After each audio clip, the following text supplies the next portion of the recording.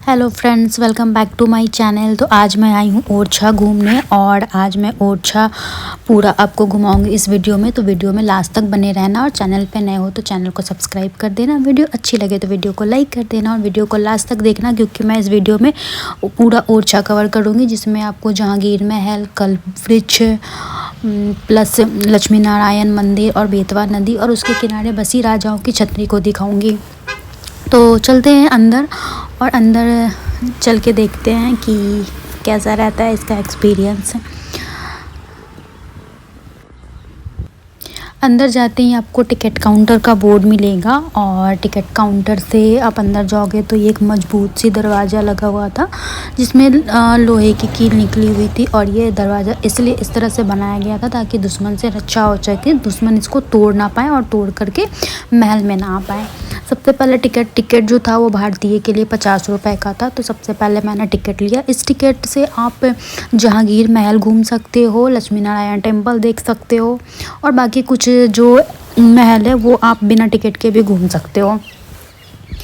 तो मैंने टिकट लेके मैं सबसे पहले आगे बढ़ रही थी कि अब मैं आगे देख लूँ। आगे जो इस तरह से पुरानी हवेली और जो भी इमारतें थी वो पहले मैं घूमने जा रही हूँ। तो सबसे पहले ये संरक्षित स्मारक का बोर्ड दिख जाएगा, जिसको आपको क्षति पहुँचाना बिल्कुल भी मना है और अगर आप क्षति पहुँचाते हो तो आपको एक अच्छा खासा दंड और जुर्माना भुगतना पड़ेगा। और ये है दाऊ जी की कोठी और ये इसका नक्शा भी बना हुआ है कोठी का कि किस तरह से कैसे ये कोठी में प्रवेश करने का और बाहर निकलने का रास्ता है। और ये कोठी बंद थी। ये है रायमन दउआ की कोठी और उससे रिलेटेड कुछ जानकारी भी लिखी हुई थी।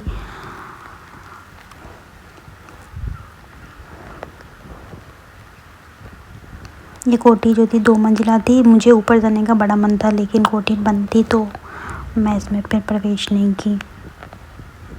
ताला तो नहीं लगा था लेकिन हाँ, ये किल्ली इसकी बंद थी। तो फिर मैंने इसको बाहर से देख कर गई, मैं फिर आगे बढ़ गई।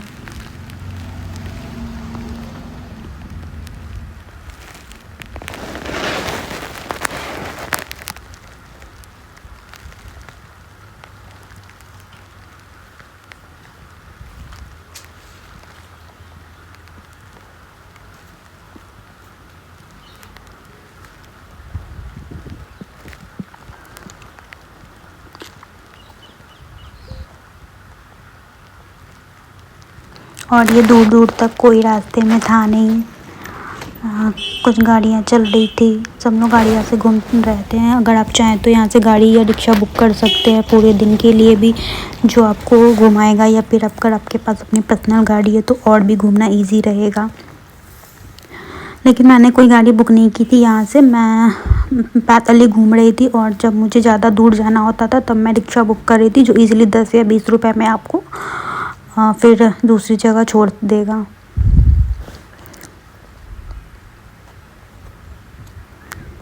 उसके बाद मैं थोड़ा आगे बढ़ रही थी तो ये अब जो मेरे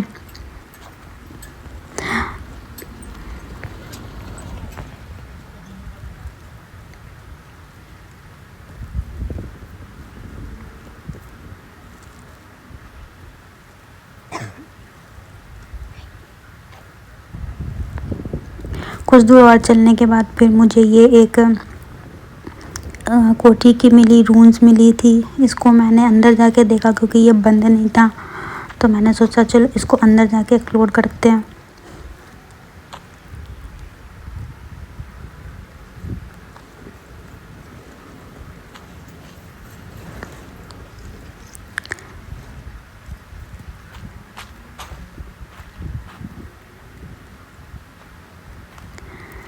ये एक कुआं था जो कि सूखा पड़ा हुआ था। मैंने इससे झाँकने की बहुत कोशिश की अंदर, लेकिन कुछ पानी दिख नहीं रहा था कि अंदर पानी भी है। और इसमें बहुत सारे पेड़ निकल आए थे जिससे पता नहीं चल रहा था ये कुएं में पानी है भी कि नहीं।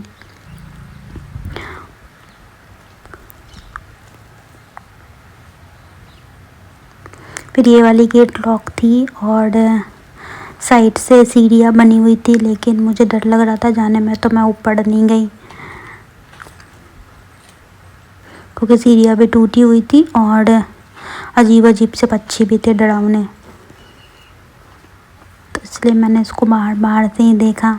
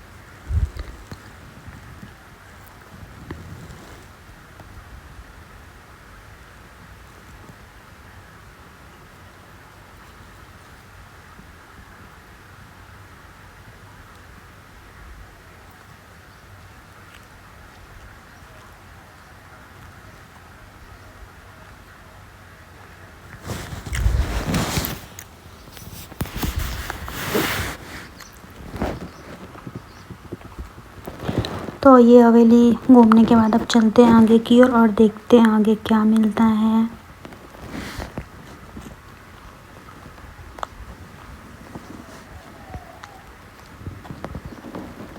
और ये शायद यहाँ पे कोई इन्फॉर्मेशन लगी थी, लेकिन अभी केवल रॉड ही बची हुई है। फिर कुछ दूर आगे बढ़ने के बाद मुझे ये वाली कोठी दिखी, लेकिन इस पर कुछ लिखा नहीं था कि ये कोठी किसकी है, और ये टूटी हुई भी थी।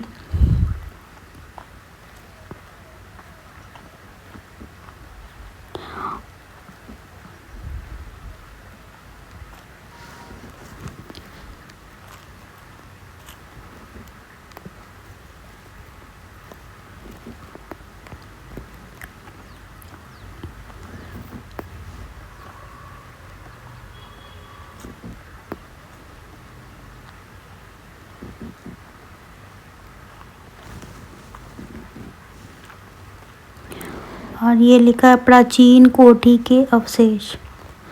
तो ये सब जो है ये प्राचीन कोठी के अवशेष बचे हुए हैं जो कि संरक्षित किए जा रहे हैं, ताकि इसको बचा के रखा जाए कि आगे वाले जनरेशन भी देख सके।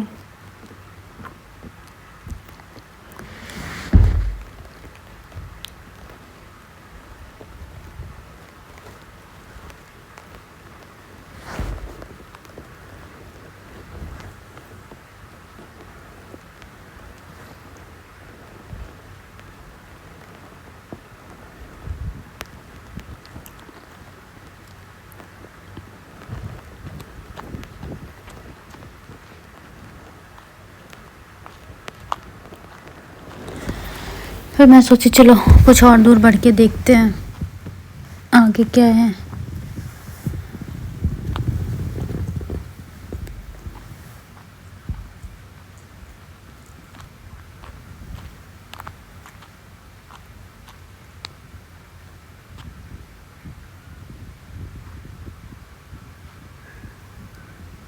और ये जो देख रहे हो जहांगीर का महल है, इसको मैंने दूसरे वीडियो में कवर की है, इसकी पूरी वीडियोस, तो आप जाके चेक ज़रूर करना। और यहाँ पे मुझे काफ़ी दूर दूर तक कुछ दिख नहीं रहा था, तो मैं सोची चलो अब चलते हैं।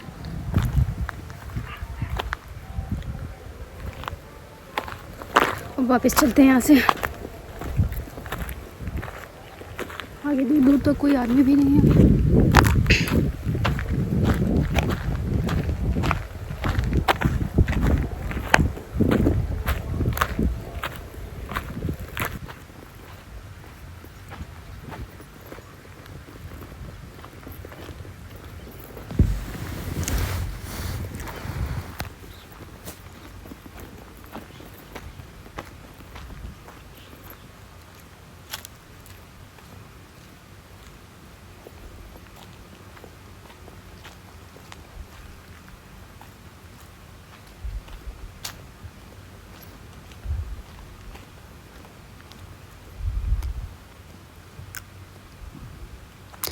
और उसके बाद मुझे ये दिखा एक खंडर जैसा, यहाँ भी कोई नहीं था।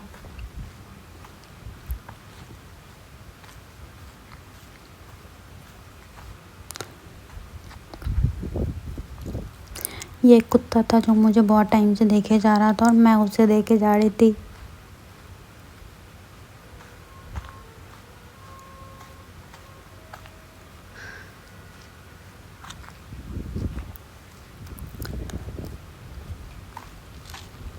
और ये मुझे समझ नहीं आ रहा ये बना हुआ क्या था, और कोई यहाँ पे था भी नहीं जो मुझे बता सके कि ये क्या है।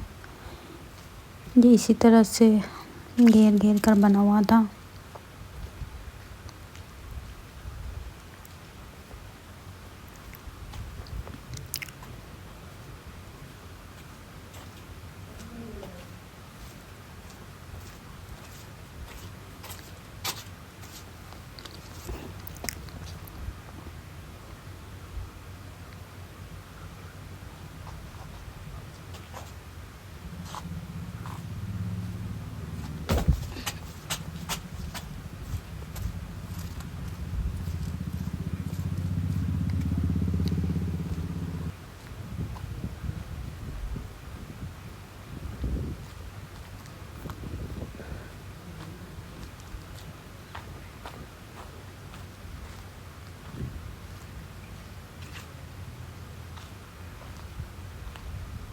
ये भी शायद किसी की कोठी रही होगी, पर यहाँ से भी कुछ इन्फॉर्मेशन नहीं था।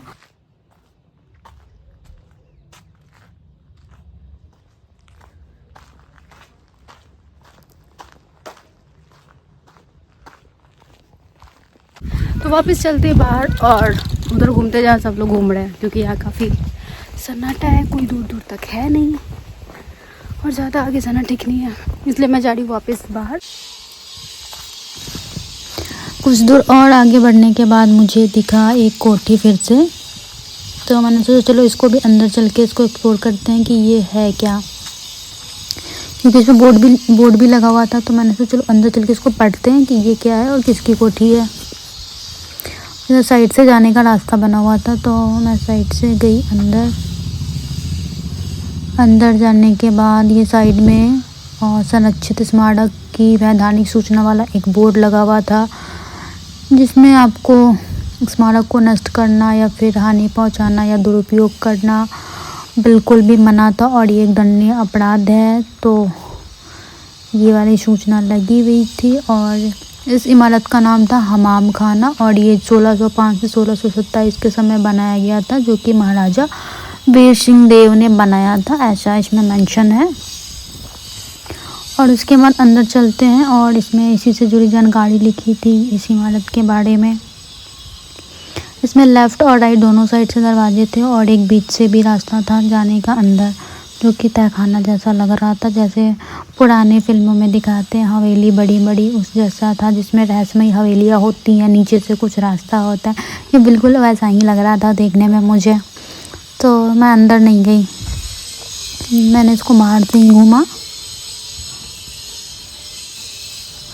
और फिर मैं बाहर निकल गई। बाहर निकलने के बाद मैंने देखा कि कुछ दरवाज़ों पे ताले लगे हुए थे, कुछ दरवाजे खुले हुए भी थे, पर जो खुला हुआ था मैं उसमें भी अंदर जाके इसको मैंने नहीं देखा, क्योंकि कोई था भी नहीं, बहुत शांत सी जगह थी।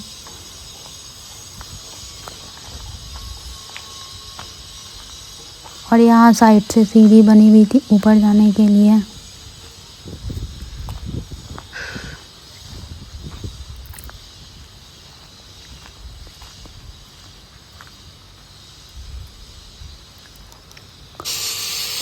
उसके बाद मैं इधर आ गई, ये यहाँ पे राय प्रवीण महल था जो उसके पास में ही था, और ये हर जगह पे ऐसे QR कोड आपको मिल जाएंगे जिसको आप स्कैन करके सुन सकते हो इससे जुड़ी हुई जानकारी। तो मैंने सोचा चलो इसको स्कैन करके इससे जुड़ी जानकारी को सुनते हैं।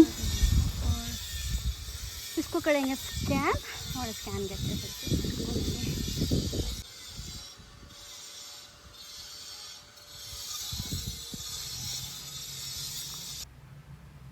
मुगल शैली में बनाया गया ये 2 मंजिला महल 16वीं शताब्दी के राजा इंद्रजीत की बुद्धिमती और आकर्षक प्रेमिका राय परवीन के सम्मान में बनाया गया था। आनंद महल बाग के नाम से प्रख्यात इसका सामने वाला उद्यान बेहद खूबसूरती और ध्यान से डिजाइन किया गया था। यहाँ बड़ी संख्या में वृक्षों की कतारें और फूलों की अष्टकोणीय क्यारियां थी। दाईं ओर झाड़ियां और सुगंधित फूलों के बाग थे। इसके बाईं तरफ फलों का बाग था, जहां कई फलदार पेड़ लगे हुए थे। शाही परिवार अक्सर इन बागों में ताजी हवा और हरियाली के लिए आता था। इन उद्यानों में घूमते हुए आप उस समय की कल्पना कीजिए। हर रंग के सुगंधित फूलों और ताजे रसदार फलों से भरपूर उद्यान, उनमें एक दूसरे के पीछे भागते बच्चों की किलकारियां और उन पर नजर रखती हुई माताओं महिलाओं के कोमल स्वर और किसी न किसी कोने में पल दो पल का एकांत खोजते प्रेमियों की मीठी फुसफुसाहटें।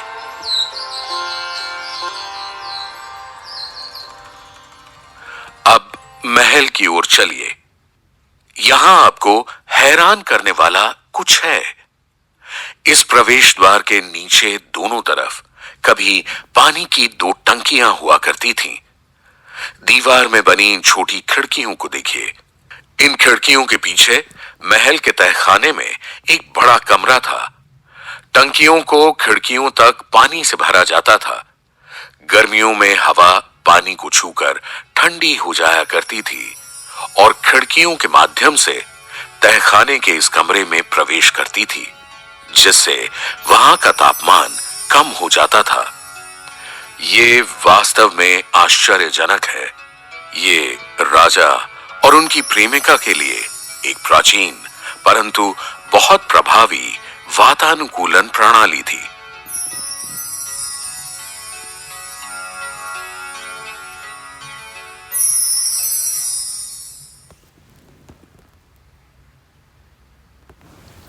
और मैं आ गई हूँ ऊपर, और ऊपर से नज़ारा बहुत ही सुंदर है।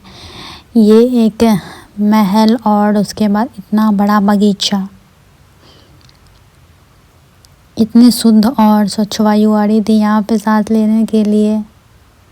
दूर दूर तक कोई नहीं और बहुत ही शांत माहौल था।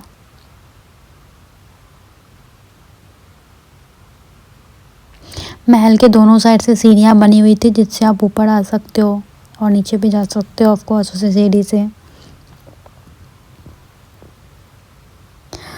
तो चलो अब चलते हैं नीचे, और ये साइड से सीढ़ियाँ बनी हुई है नीचे जाने के लिए।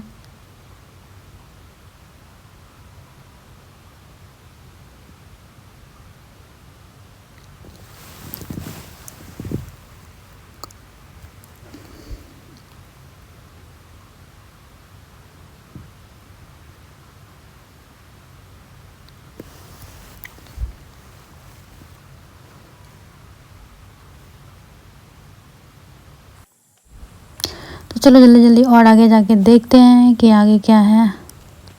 और ये पूरा में बगीचा ही बना हुआ है, जिसमें कि नए नए पेड़ लगाए जा रहे थे। अभी ये पूरी तरह से लगे नहीं थे, किसी में लगे थे तो पेड़ सूख भी गए थे, और इसमें भी काम ही चल रहा था।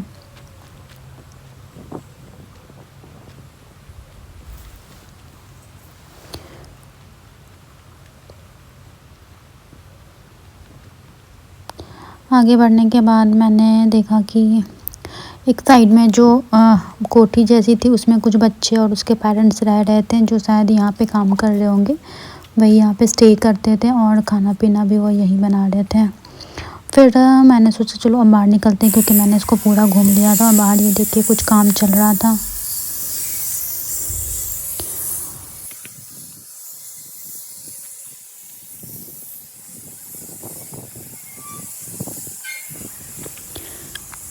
बाहर निकलने के बाद मैंने लिया ई रिक्शा, क्योंकि अब मुझे देखना था कल्प ब्रिज, जो कि यहाँ से 1 से 1.5 किलोमीटर की दूरी पर है।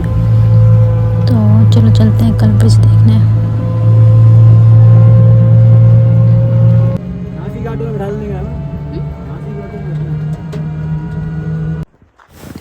तो ये है कल्प ब्रिज, जो कि 2 पेड़ है, और कहते हैं कि इसकी एक डाली हिलाने से पूरी पेड़ हिलती है।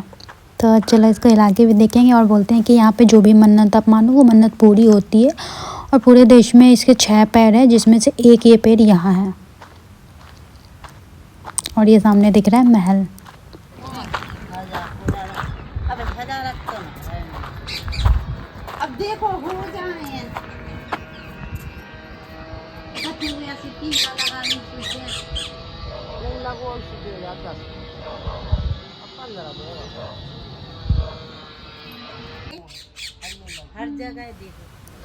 तो मैंने इस पेड़ को एक डाली को हिला करके देखा था और ये एक डाली हिलाने से सचमुच में ये सारी पेड़ की एक एक पत्ती और टहनी जो थी वो हिलने लगी थी। पत्ती तो इसमें है नहीं पर जितनी भी टहनियाँ थी सब हिल रही थी। और मैंने यहाँ पे अपनी मन्नत भी मांगी है, अब देखो पूरी होती है कि नहीं। उसके बाद मैं यहाँ से आ गई बेतवा रिवर, जहाँ पे आप बोटिंग का भी मज़ा ले सकते हो। और यहाँ पे बनी हुई है राजा की छतरी, जो कि छतरी में घूमने के लिए आपको टिकट लगेगा और टिकट आपको वो मेन गेट पर ही लेना पड़ेगा जो 50 की टिकट आती है। और इससे आप जहांगीर महल भी घूम सकते हो और उसी टिकट से आप ये राजा की छतरी भी घूम सकते हो। और ये कुछ सार्वजनिक सूचना लिखी है कि अगर आप नदी में या नहर तालाब में शौच या कूड़ा कचरा फेंकते हो तो उसके लिए आपको जुर्माना लग सकता है। तो ये है बेतवा नदी और यहाँ पे राजा लोग स्नान करते थे। स्नान करने के बाद अपनी छतरी में बैठ के आराम करते थे और यहाँ का माहौल भी बहुत अच्छा था। ठंडी ठंडी हवाएं आ रही थी, काफ़ी शांत माहौल था और यहाँ पे लोग बोटिंग का लुत्फ़ उठा रहे थे। और यहाँ पे जो बोटिंग की चार्जेस थी वो थी 100 रुपये पर पर्सन, यानी कि एक आदमी 100 रुपये में बोटिंग कर सकता है। उसके बाद मुझे लगी थी भूख, तो मैंने सोचा चलो खाया जाए, क्योंकि यहाँ पे खाने का ऑप्शन बहुत है। अगर आप ओरछा घूम रहे हो तो आप यहीं पे खाना, क्योंकि यहाँ पे नॉर्थ इंडियन चाइनीज़ सब कुछ था और यहाँ का टेस्ट भी काफ़ी अच्छा था। तो मुझे पहले भूख लगी थी तो मैंने सबसे पहले एक बॉटल पानी लिया, क्योंकि प्यास भी बहुत लग गई थी। उसके बाद मैंने मोमोज़ ऑर्डर किए और मोमोज़ बहुत टेस्टी बने थे। ये मोमोज़ जो थे 60 रुपये के 6 पीसेस मोमो आए थे और मैंने इसको खाया, काफ़ी टेस्टी था मोमोज़। खाने के बाद मैं जा रही हूँ छतरी घूमने। छतरी के लिए आपको टिकट लगेगा और ये छतरी से रिलेटेड जानकारी लिखी हुई है कि दक्षिण किनारे पे टोटल 15 छतरियाँ हैं। इस छतरी में आपको एंट्री में टिकट लगेगा, वही टिकट जो आप मेन गेट पे 50 रुपये का लोगे, उसी से आप इसको भी घूम सकते हो उसी टिकट पे। तो बहुत सारी छतरियाँ थी, तो मैंने सारी छतरियाँ तो मैं नहीं घूम पाऊँगी क्योंकि काफ़ी थक गई हूँ। मैं सुबह से घूम रही हूँ और घूमते घूमते शाम होने को है। तो कुछ छतरियाँ घूमेंगे और जो सिमिलर है वो नहीं घूमेंगे, जो थोड़ी डिफरेंट है उसको घूमते हैं।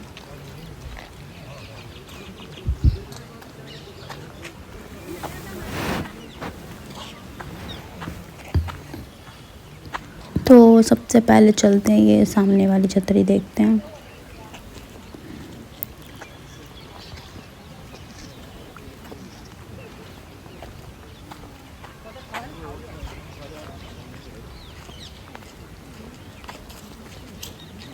और यहाँ पे काफ़ी फॉरेनर भी आते हैं घूमने, चाइनीज़ भी थे, कुछ अमेरिकन्स भी थे।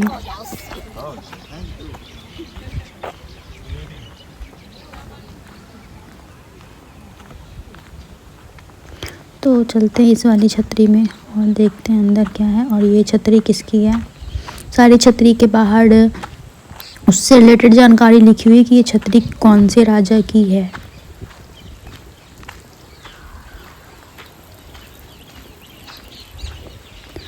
तो ये वाली जो छतरी थी वो महाराजा इंद्रमणि की छतरी है और उससे बाकी जानकारी पढ़ नहीं पाऊँगी क्योंकि पता नहीं चल रहा है क्या लिखा हुआ है, बहुत पुरानी है।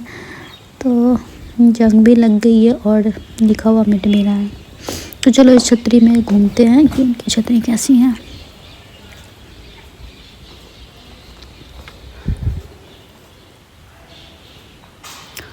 तो ये है राजा की छतरी।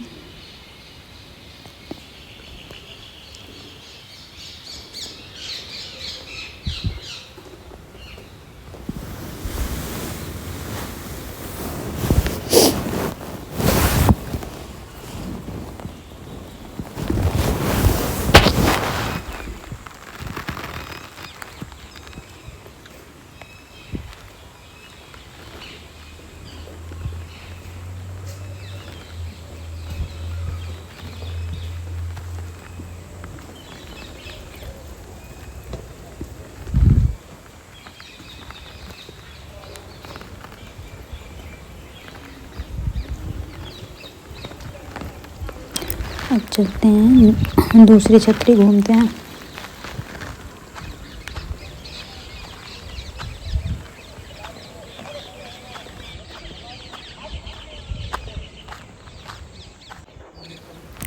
तो ये छतरी है महाराजा सावंत सिंह की छतरी है ये। और ये इसमें इसके भी लिखी है कि ये कम बनाई गई थी। तो चलो चलते हैं अंदर और देखते हैं कि ये छतरी कैसी है।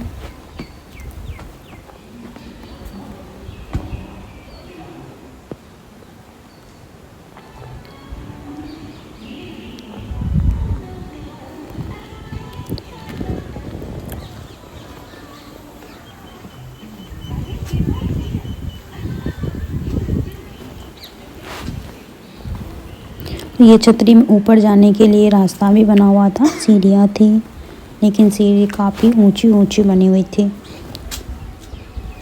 ये देखो कितनी ऊंची, और ये फर्स्ट वाली सीढ़ी सब बहुत ज़्यादा ऊंची थी।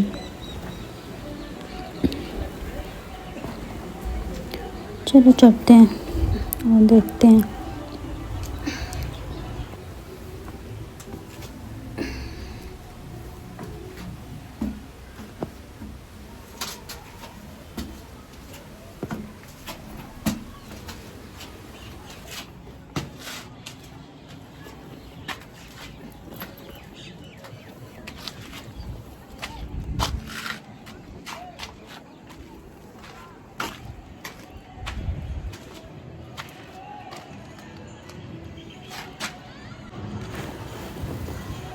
तो ऊपर से ये छतरी कुछ इस तरह से दिखती है।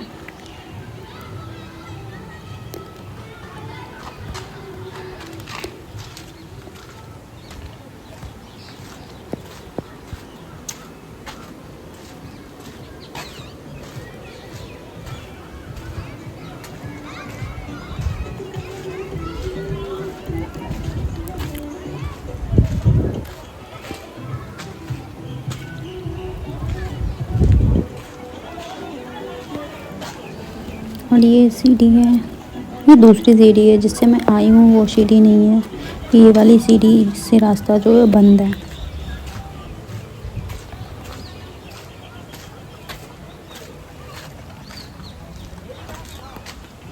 ये वाली सीढ़ी है जिससे मैं आई हूँ। तो अब चलते हैं नीचे।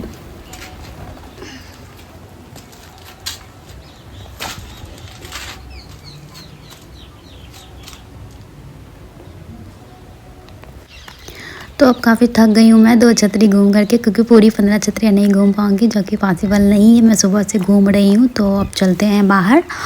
और मैंने इससे रिलेटेड एक वीडियो और बनाई है जिसमें मैंने जहांगीर महल को एक्सप्लोर किया, तो आप प्लीज़ जाके वो वीडियो भी चेक करें।